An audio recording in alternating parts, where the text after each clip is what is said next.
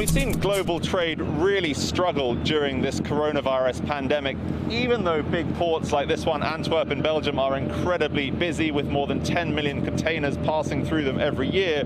There's been a surprising outgrowth from COVID-19. It's been a surge in cocaine trafficking.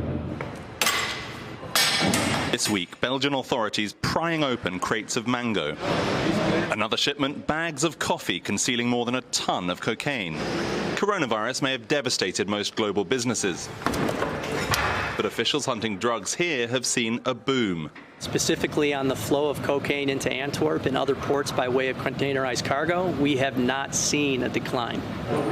Scott Albrecht is the DEA's most senior agent in Belgium. He and Jeff Derin, the Department of Homeland Security's top investigator here, work closely with local counterparts for a reason.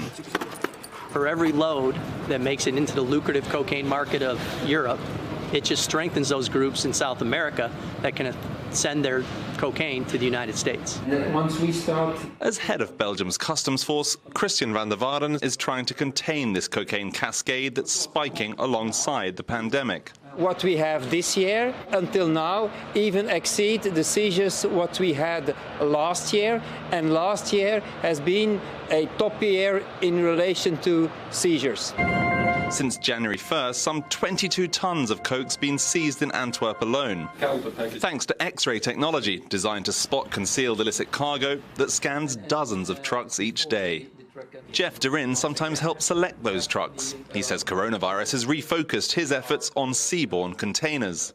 I think maritime was one of the few transportation sectors that was allowed to remain operating almost unabated. This transatlantic collaboration has been effective, not only for the cops, but for the criminals too. In South American seaports, drugs are often hidden inside commercial containers, say the DEA, then shipped to Antwerp and distributed to other big cities across the continent. This port's size and geography makes it near impossible to police. Over the past several years, international authorities have witnessed a surge in cocaine shipments and seizures destined for this Belgian city. The DEA says that all that cocaine captured either en route to Antwerp or here in the port itself represents just a fraction of the total amount that makes it through. And so even before COVID-19, that translates to billions of dollars of narcotics arriving in the city each year, making Antwerp the undisputed cocaine capital of Europe.